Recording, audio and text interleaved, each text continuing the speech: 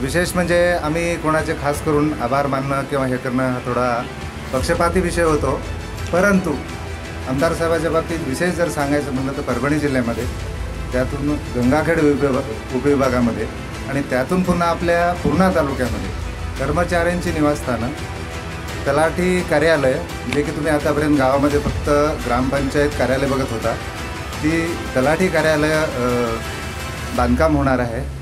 खरं पाहिलं म्हणजे या 50-60 वर्षामध्ये जर आपण विचार केला, कुठलंच ऑफिस नव्हतं या मतदारसंघामध्ये, कसलंच ऑफिस नव्हतं।